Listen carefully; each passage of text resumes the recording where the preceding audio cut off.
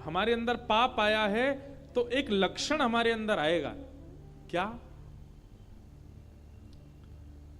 हम किसी से ईर्ष्या करते हैं, द्वेष करते हैं, किसी के प्रति छल करते हैं, कपट करते हैं, ये सब पाप का ही स्वरूप है।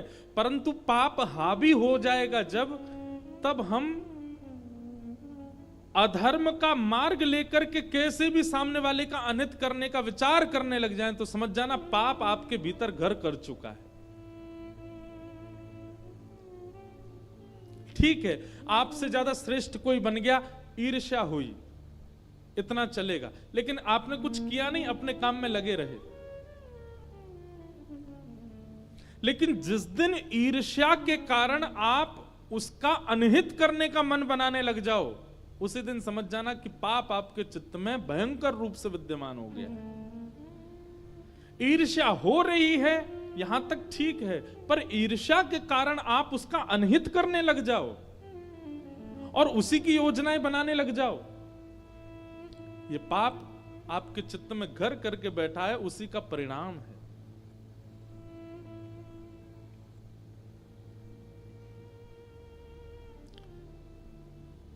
ऐसा कह दें कि जैसे बहुत गंभीर बीमारी हो जाए और वो थोड़ी बहुत स्थानों पर हो तो उसकी चिकित्सा की जाती है, लेकिन अगर वो मस्तिष्क में पहुंच जाए, ब्लड में आ जाए, आपके हृदय में उसका प्रवेश हो जाए, तो फिर उस बीमारी का कोई उपचार नहीं।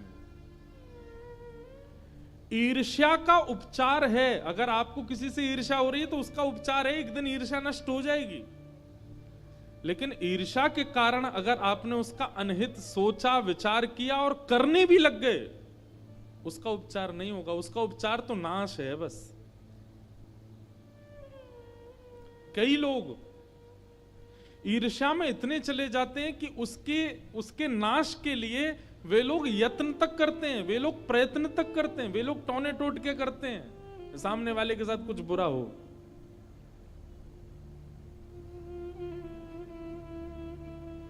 अरे कहां तक कहें, मंदिर भी इसीलिए जाते हैं कि हमारा पड़ोसी आजकल बहुत चौड़ रहा है, बहुत बढ़िया कमा रहा है, खा रहा है, सब बढ़िया चल रहा है, उसके संग कुछ अनहित होना चाहिए, इसलिए मंदिर जा रहे हैं।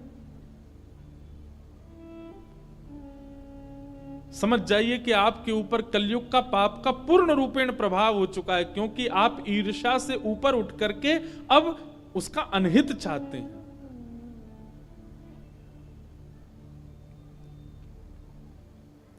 इसलिए किसी के प्रति ईर्ष्या आवे, कथा में आइए, सत्संग में आइए, गुरुजनों के पास आइए, गंगा स्नान कीजिए, यमुना स्नान कीजिए, धीरे धीरे अपने उस ईर्ष्या को नष्ट कीजिए। परंतु अगर ईर्ष्या के कारण आपके चित्त में उसका अनहित चाहने की इच्छा हो रही है, उसके साथ गलत करने की इच्छा हो रही है, आपका नाश होने से कोई नहीं रोक सकता। और वही कर रहा है दुर्योधन। दुर्योधन युद्ध हार चुका है, अचेत अवस्था में पड़ा है रणभूमि में, लेकिन तब भी उसको ये पीड़ा नहीं है कि मैं मरने वाला हूं, अपनी मृत्यु सफल बना लूं। अरे मेरे कुछ क्षण बचे हैं, मैं इन क्षणों में कुछ अच्छा कर लूं, हरिनाम संकीर्तन कर लूं, भजन कर लूं, कुछ पुण्य कर लूं।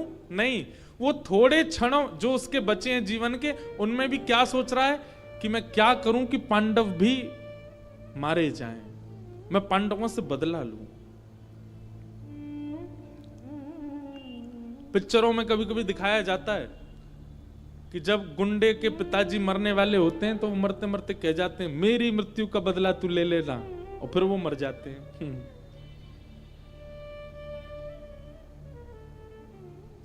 ये पिक्चरों तक अच्छी बात है, पर जीवित अवस्था में ऐसी स्थिति ना आवे।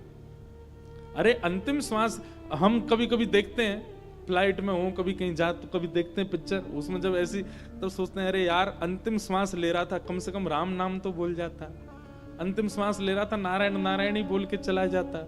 उसमें भी बदला लेने की भावना रख के गया।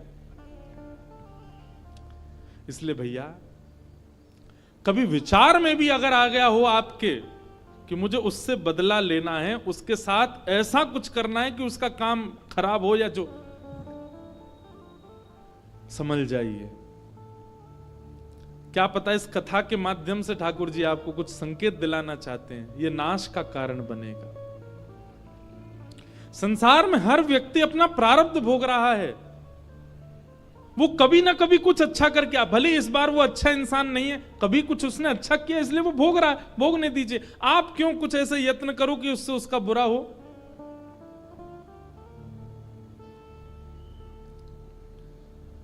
दुर्योधन अचेत अवस्था में पड़ा है और उसी समय गुरुपुत्र अश्वत्थामा दिखाई देते हैं दुर्योधन को। दुर्योधन कहता है, अश्वत्थामा तुम्हें मेरा एक काम करना है। क्या?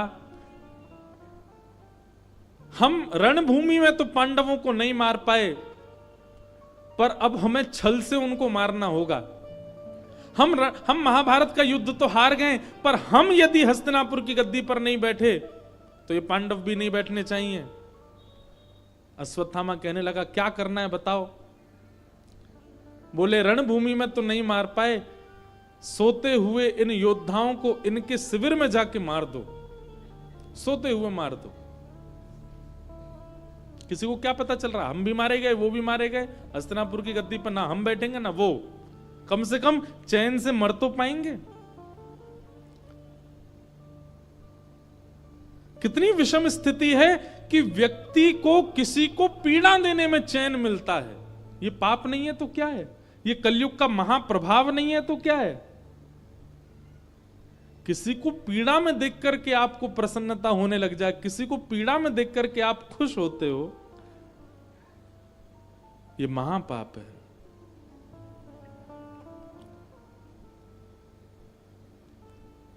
और आप और हम तो कथा में बैठे हैं, इसलिए हम लोगों के लिए ऐसा लगता है कि ऐसे लोग तो नहीं होंगे संसार में, पर आप जान करके आश्चर्य करेंगे, ऐसे लोगों की सबसे ज्यादा संख्या है जो किसी के अनहित होने की खबर सुन करके घर में उत्सव मनाते हैं। बोले, आज तो भैया पार्टी होएगी, क्यों? उसका बुरा हुआ इसलिए हम खुशी मना रहे हैं। ये पाप नहीं, महापाप।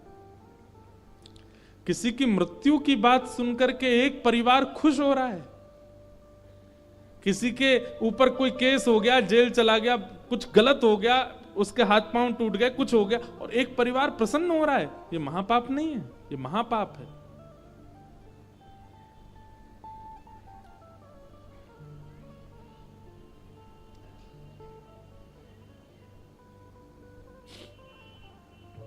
अश्वत्थामा अर्धरात्रि में गए पांडवों को मारने के लिए, लेकिन जिनके रक्षक सुदर्शन चक्रधारी, उनको कौन मार सकता है? पांडवों को अर्धरात्रि में ही लेकर के भगवान कहीं और चले गए।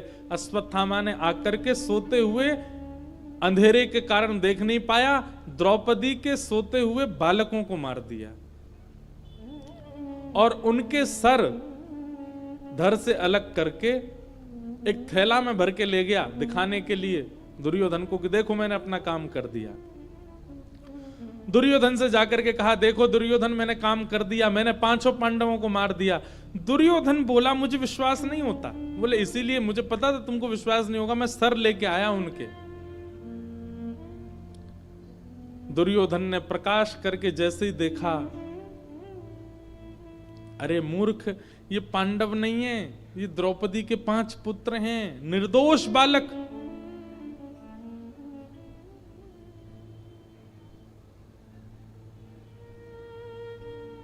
पांडवों का उत्सव मनना था, परंतु मातम मनने लगा।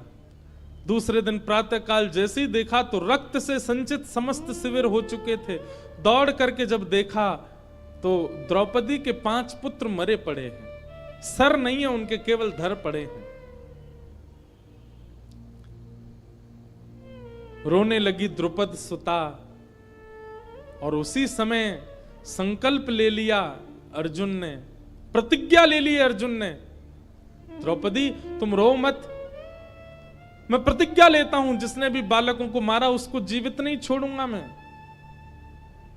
बंधुओं, क्रोध बुरा नहीं होता, पर क्रोध में हमारी प्रतिक्रिया बुरी होती है। इसलिए जो लोग कहते हैं कि हमें बहुत क्रोध आता है, क्या करें? बस क्रोध में मौन हो जाओ, बोलना बंद कर दो। कोई प्रतिक्रिया मत दो। आपका क्रोध नाशक नहीं होगा। फिर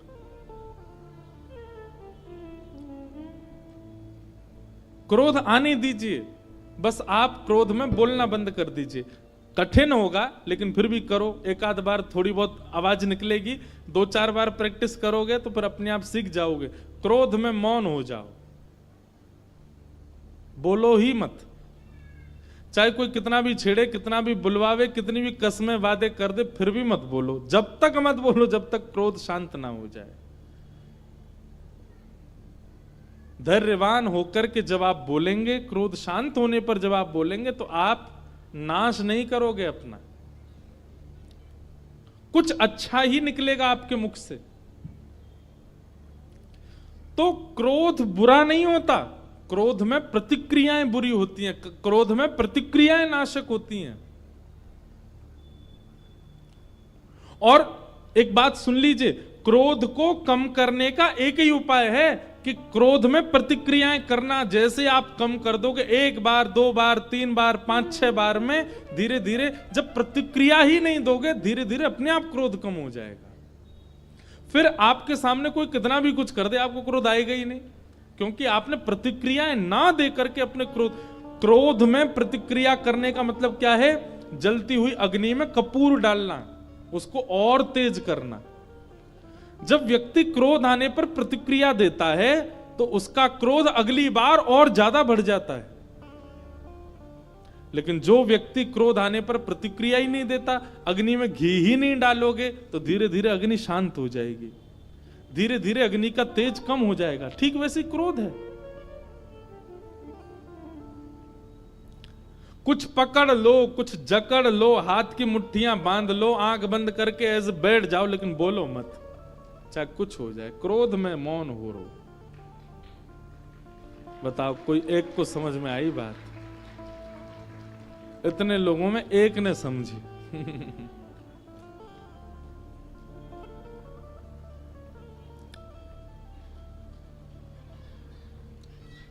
अर्जुन ने प्रतिज्ञा ले ली कि मैं इन बालकों के हत्यारे को जीवित नहीं छोड़ूंगा। भगवान बोल रहे हैं, अर्जुन क्रोध में कोई निर्णय मत लो। लेकिन क्रोधी व्यक्ति किसी की सुनता नहीं है। अर्जुन बोला, आप रहने दीजिए द्वारिकाधीश,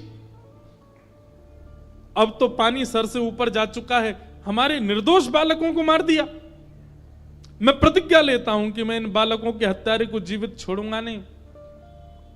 भगवान बोले, अर्जुन, क्षत्रिय यदि प्रतिज्ञा ले ले और उस प्रतिज्ञा को पूर्ण ना करे तो उसको 2000 वर्ष के लिए प्रेत बनना पड़ता है, नरक में जाना पड़ता है। अर्जुन बोला, तो आप क्या समझ रहे हैं? मैं केवल बात बना रहा हूं? अरे मैं आपको वचन देके कहता हूं कि जिसने बालकों का हत्या की है उसको जीवित नहीं छोड़ूंगा। भगवान बोले, देख लो। लेकिन क्रोधी व्यक्ति अपने आप को उस समय बहुत बलवान मान लेता है, वो सोचता है कि मैं कर ही दूंगा ये काम। भगवान ने 2 बार रोका लेकिन अर्जुन नहीं माना। मैं प्रतिज्ञा लेता हूं, बालकों के हत्यारे को नहीं छोड़ूंगा। भगवान बोले, ठीक है। अर्जुन निकल पड़े।